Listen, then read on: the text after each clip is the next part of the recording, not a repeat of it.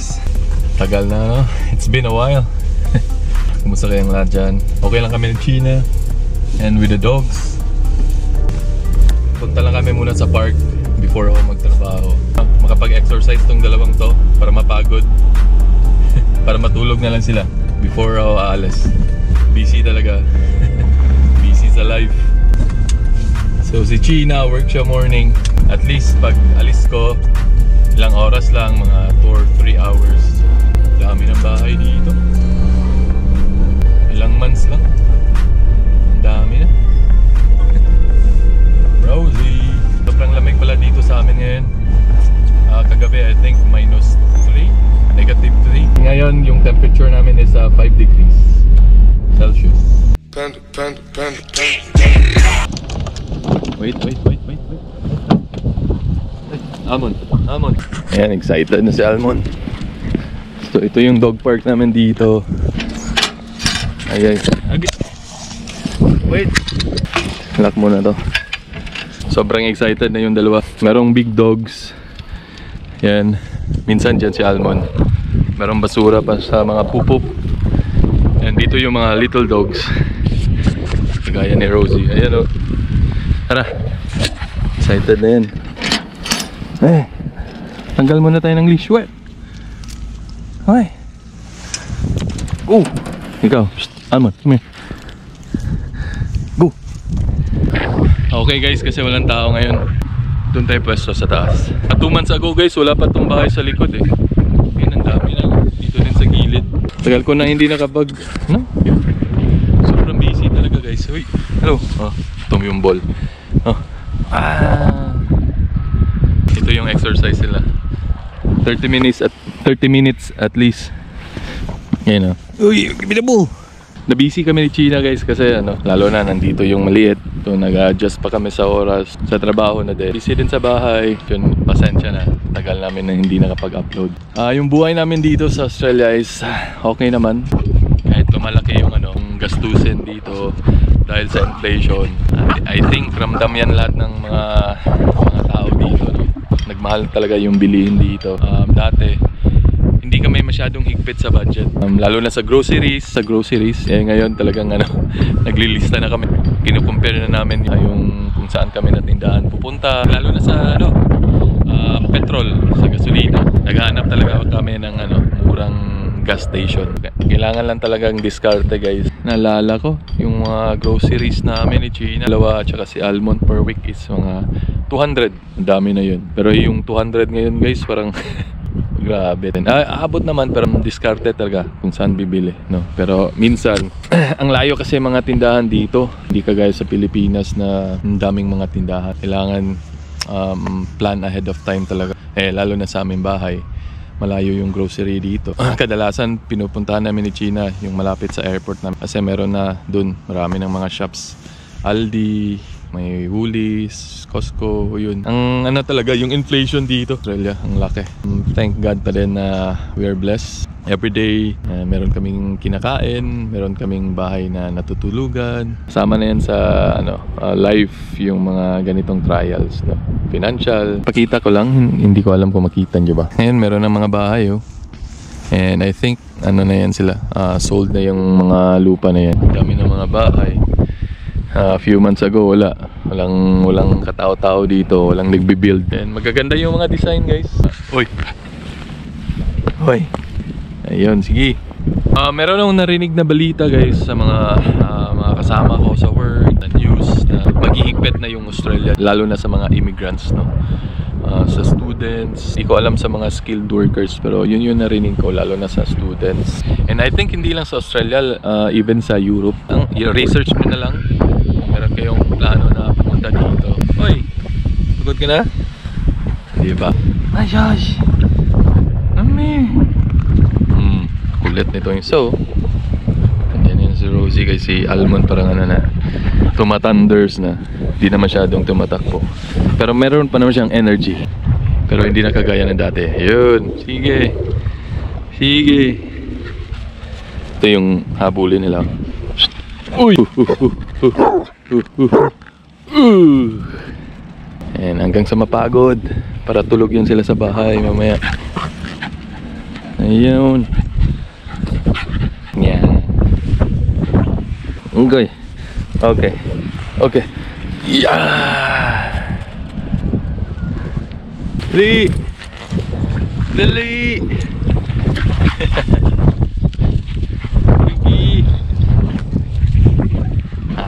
Lumipat kami sa Big Dog area. So mas malaki siya, times 3 or times 4 yung laki niya. So dito every hapon maraming aso dito. So far wala pa naman nag-aaway. Yung ano lang, mga rough play. Magkakaibigan sila halos lahat. Ganda ng view dito sa taas. Ayan, tulog yan sila mamaya. Balik na kami sa bahay guys. So kasi sobrang lamig na. Lamig na ng kamay ko. Okay, pasok na sa work. Dito na silang dalawa, pagod na pagod na. Ang ganda ng jacket guys. Actually, ang ganda ng jacket ng Red Cross na to. Ayan oh, tignan nyo. Oh, bagay na bagay sa panahon na to, ngayong winter. Pasok na tayo. Mangungolekta na naman tayo ng dugo guys. Magiging vampira tayo. Malapit na tayo sa work. Yung biyahe pala galing sa bahay papunta dito is 23 to 25 minutes ganyan. 25 kilometers ata. Yun yung binabiyahe namin ni Chino. Magkatabi lang kami ng building eh. So meron pa tayong 4 minutes before tayo malate.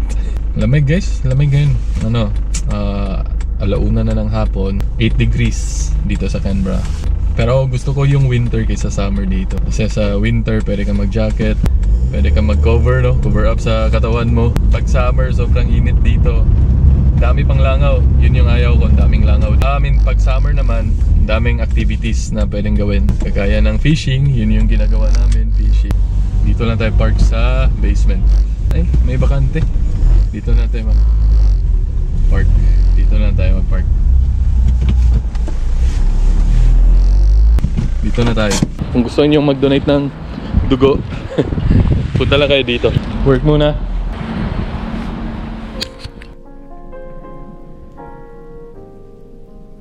Ulan guys, ulan. Good morning. Kagising ko lang kasi pa-toilet sana tong mga asong to. Ulan. Ulan man. Ulan. It's 7 o'clock. Ang lamig. Biruin nyo, after more than 30 years ng buhay ko, tsaka lang ako nagbasa ng Bible. Glory to God, no? Kasi ang dami kong natutunan every time magbasa ako ng Bible. Bakit kailangan natin i-endure yung mga trials, mga pagsubok sa buhay? Through Him, makaya natin lahat. I encourage everyone na magbasa din kayo ng Bible kung hindi pa kayo nagbabasa ng Bible. Maulan pa rin guys, maulan pa rin. Yan. Gluluto tayo ng breakfast. Madali lang. Itlog at saka spinach. Yung dalawa tapos na kumain. Meron silang jacket guys kasi sobrang lamig na yun. Uy! Walan tayo ng spinach. Ayan. Meron na tayong itlog. 5 itlog. Sa amin na to, 2 ni China. Nag-chop lang tayo ng spinach. Mahilig kami ni China sa spinach. Pero dito siyang ilagay sa sabaw. Kung walang kalamunggay. Kung wala yung kalamunggay. Ipuli. Siguro mga 2 cups lang ganito. Ayan. Mix na natin. Ayan, lagyan lang natin ng cheese. China, mahilig yan sa cheese. Konting mantika lang. Peanut butter.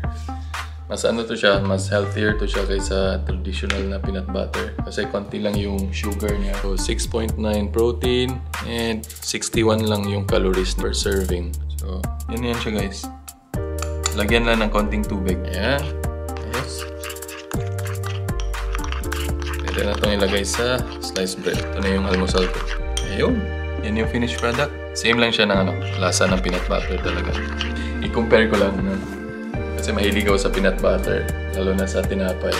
Yan, ubos na. Ubos na siya. Yung calories niya is taas, 140 per serving. And yung protein niya is 4 grams lang. Ito mas healthier option. Check natin yung itlog. I-flip lang natin. Sana hindi ito try natin. Yes! 1 minute, luto na yung other side. Mag-init lang ako ng tinapay guys. Para gawing sandwich natin. Ayun. Kakagising lang niya.